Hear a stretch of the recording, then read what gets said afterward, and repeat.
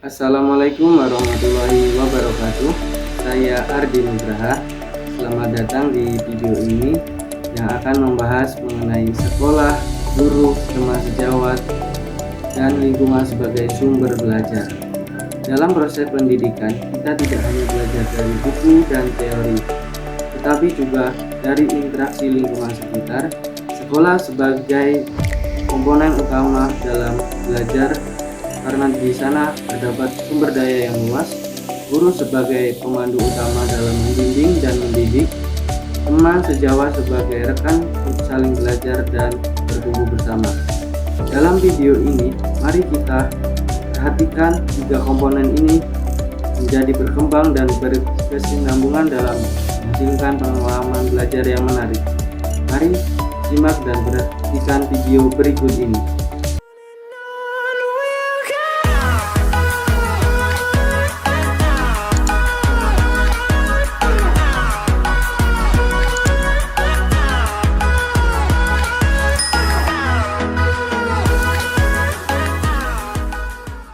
Baiklah, pada pembahasan kali ini yaitu terdapat sekolah, guru, teman sejawat, dan lingkungan sebagai sumber belajar. Yang pertama yaitu sekolah. Sekolah merupakan komponen utama yang menjadi landasan untuk belajar karena terdapat berbagai sumber daya yang luas. Menurut Astuti dan Tama menyatakan bahwa lingkungan sekolah adalah tempat belajar bagi siswa dan teman-temannya untuk menerima ilmu pengetahuan dari gurunya dengan tujuan agar menjadi warga negara yang cerdas, terampil, dan mempunyai tingkah laku yang baik. Adapun sekolah yang bisa kita dapatkan sumber belajarnya, yang pertama, perpustakaan sekolah. Siswa dapat mengakses buku, jurnal, dan sumber daya digital untuk mendukung pembelajaran mereka di berbagai bidang. Perpustakaan seringkali menjadi tempat untuk belajar mandiri dan menyelesaikan proyek penelitian. Laboratorium sains, sekolah menyediakan laboratorium bagi siswa untuk melakukan eksperimen ilmiah, sehingga mereka dapat memahami konsep-konsep sains melalui pengalaman praktis seperti percobaan kimia, fisika, dan biologi. Penggunaan teknologi dalam kelas.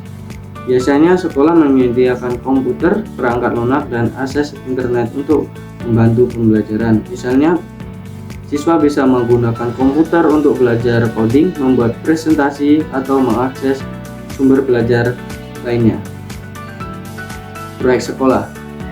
Guru merencanakan proyek sekolah di mana siswa dapat bekerja dalam tim untuk memecahkan masalah nyata seperti proyek lingkungan, proyek sejarah lokal, atau kampanye literasi. Ini mendorong pembelajaran proses yang relevan dengan kehidupan nyata.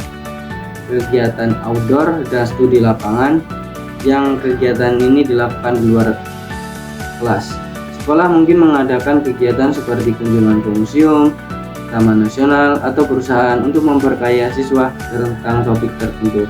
Misalnya, sekolah bisa mengajak siswanya ke pabrik untuk melihat secara langsung sistem produksi pembuatan kue atau yang lainnya.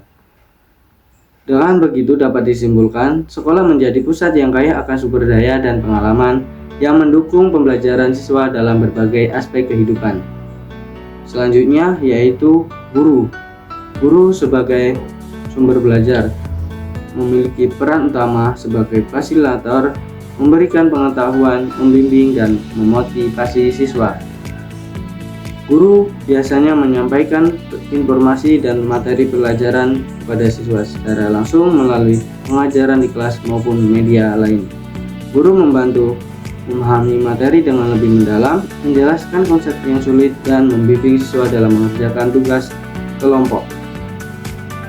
Guru menjadi motivator, memberikan dorongan kepada siswa untuk berprestasi baik secara mandiri dan mengembangkan potensi yang ada pada diri mereka sendiri. Menjadi model, guru memberikan contoh teladan seperti halnya guru datang tepat waktu dan mengucapkan salam, menegur sesama, dan membuang sampah pada tempatnya. Guru biasanya sebagai sumber belajar, yaitu mengajar di kelas, menjelaskan materi secara langsung, memberikan pemahaman yang terstruktur sehingga terjadinya interaksi pembelajaran yang mudah dipahami. Konsultasi individu membantu siswa yang kesulitan dalam belajar dengan memberikan bimbingan tambahan. Penyediaan sumber belajar dengan merekomendasikan buku, menyediakan situs web atau sumber belajar yang lain sehingga menjadi relevan. Dengan peran ini, guru tidak hanya memberikan pengetahuan, tapi juga membentuk karakter dan keterampilan siswa. Selanjutnya yaitu lingkungan teman sebaya, merupakan lingkungan yang terdapat interaksi intensif antara sekelompok orang yang mempunyai kesamaan usia, kepentingan, dan tujuan yang dapat memberikan dampak positif maupun dampak negatif. Teman sebaya sebagai sumber belajar bisa kita lihat melalui pembelajaran kelompok. Dalam sesi belajar ini, siswa bekerja sama untuk memahami materi. Misalnya, dalam kelompok belajar matematika, satu siswa dalam pembelajaran lebih paham mengenai aljabar. Nah, kemudian siswa yang paham ini membantu teman-teman yang kesulitan sehingga semua anggota bisa saling belajar. Tugas kolaboratif atau kerjasama. Ketika guru memberikan tugas kelompok, teman sebaya paling berbagi ide, menyelesaikan masalah, dan belajar bagaimana bagi tugas. Proses ini memungkinkan untuk saling bekerja sama dan berkontribusi berdasarkan kemampuan masing-masing. Tutor sebaya, siswa memahami suatu topik menjadi tutor bagi teman-temannya. Misalnya, siswa yang unggul dalam bidang IPS dapat membantu temannya yang kesulitan menulis atau memahami bacaan. Diskusi kelas. Dalam diskusi kelas yang dipimpin oleh siswa, teman sebaya dapat bertukar pendapat dan wawasan, sehingga siswa yang kurang memahami suatu materi bisa mendapatkan perspektif yang baru dari teman sebaya yang sudah menguasai materi tersebut.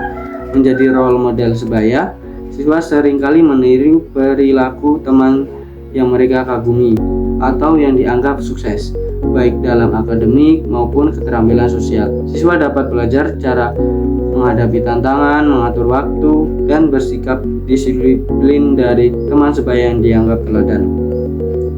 Melalui interaksi yang aktif, dapat disimpulkan teman sebaya tidak hanya berperan dalam pengembangan akademis tetapi juga dalam pengembangan keterampilan sosial.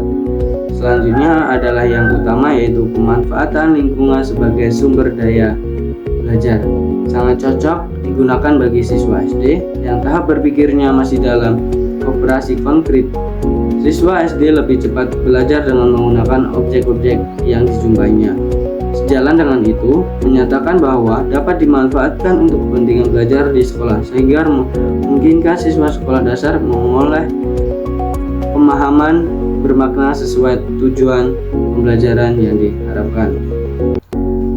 Peran lingkungan memiliki sangat banyak, terbagi menjadi 3 komponen: lingkungan alam, lingkungan sosial, dan lingkungan teknologi. Alam menyediakan pembelajaran secara langsung seperti memahami ekosistem, siklus hidup tumbuhan dan hewan, serta fenomena alam.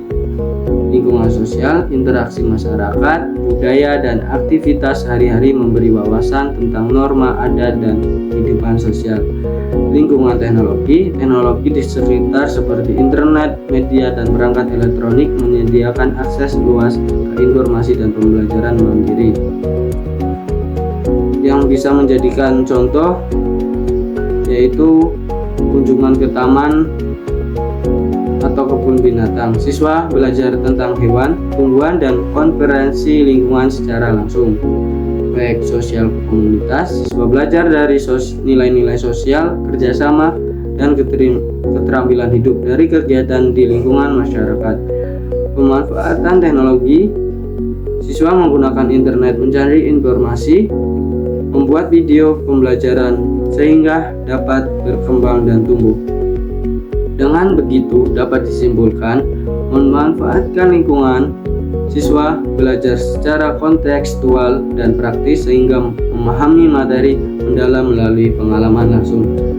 Baiklah, itulah pembahasan dari saya mungkin terdapat kekurangan karena masih banyak sumber belajar yang di luar sana tentu kita banyak dapati, hanya ini yang dapat dibahas. Sekian, terima kasih. Baik teman-teman semua, itulah tadi pembahasan mengenai lingkungan sebagai sumber belajar, terdapat guru, teman sebaya, dan sekolah. Mungkin itu hanya yang dapat sampaikan. Semoga bermanfaat, kurang dan lebihnya saya mohon maaf. Wassalamualaikum warahmatullahi wabarakatuh.